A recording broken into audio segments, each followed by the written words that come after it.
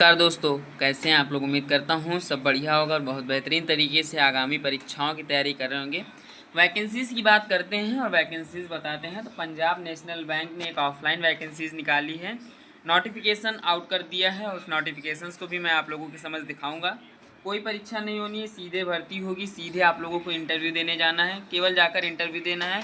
और Punjab national bank यानी कि पीएनबी फाइनल करेगी आपका सिलेक्शन। लगभग 200 से 300 कैंडिडेट्स इसमें हो सकता है कि आप लोग इंटरव्यू दें, क्योंकि जो एलिजिबिलिटी क्राइटेरिया रखा गया है उसके हिसाब से निकलेंगे। काफ़ी अच्छी खासी वैकेंसीज में लोग निकलेंगे, मतलब काफ़ी अच्छी खासी कंपटीशन होगा, ऐसा नहीं है, लेकिन फिर भी उस हिसाब से कम होगा। सिलेक्शन डेट क्या है जल्दी देख लो, क्योंकि अगर आप जल्दी नहीं देखेंगे तो फॉर्म वगैरह भरकर आप फाइनल सबमिट नहीं कर पाएंगे, क्योंकि ज़्यादा समय नहीं निकाला गया है। ठीक है, सैलरी, ऑफलाइन फॉर्म, लोकेशन, संपूर्ण जानकारी मैं बताने वाला हूँ। वीडियो में लास्ट तक बने रहना।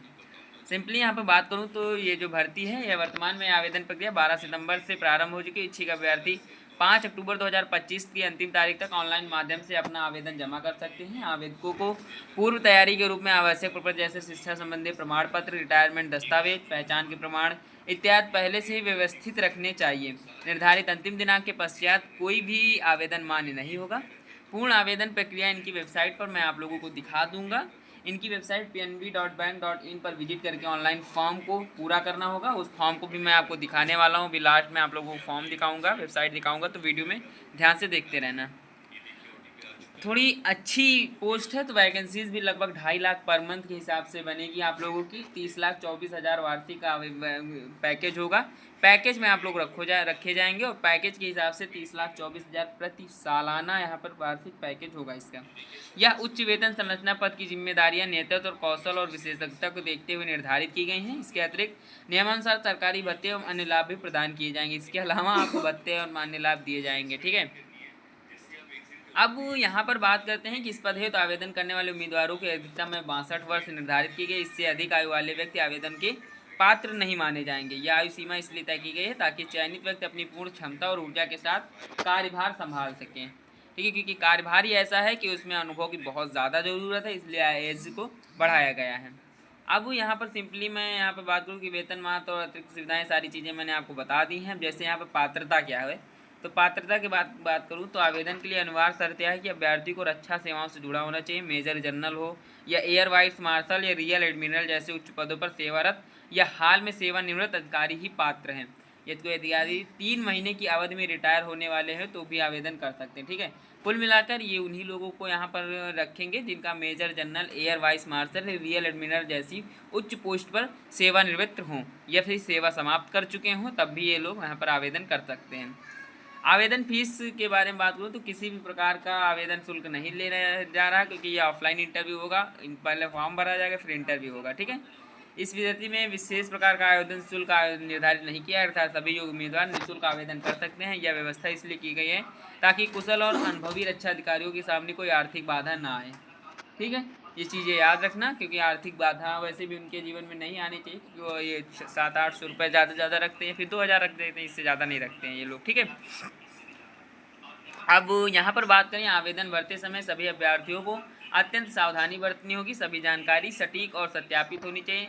दस्तावेज अपलोड करते समय स्पष्ट एवं पठनीय स्कैन कॉपी का उपयोग करें।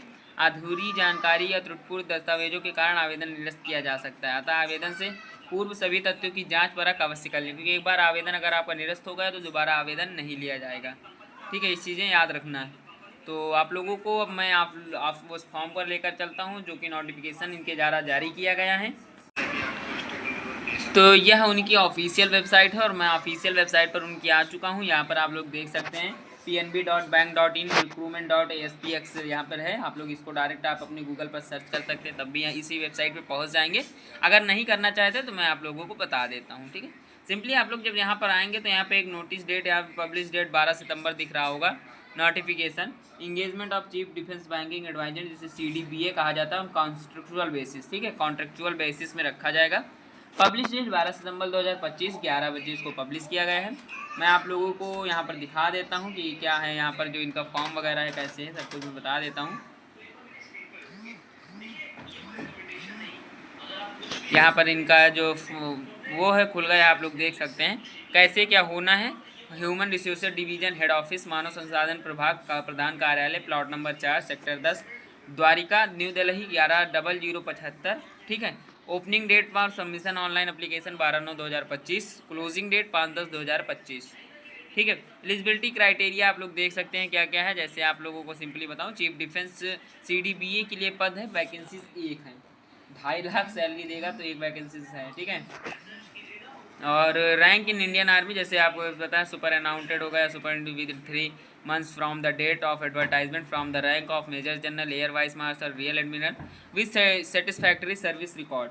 ठीक है। सेटिस्फैक्ट्री सर्विस रिकॉर्ड भी उनका अच्छा होना चाहिए। सर्विस रिकॉर्ड के साथ साथ वो क्या क्राइटेरिया, वो सारी चीज़ें यहाँ पर बताई गई हैं। टर्म ऑफ इंगेजमेंट आप देख सकते हैं, उसके साथ पीरियड ऑफ कॉन्ट्रैक्ट देख सकते हैं।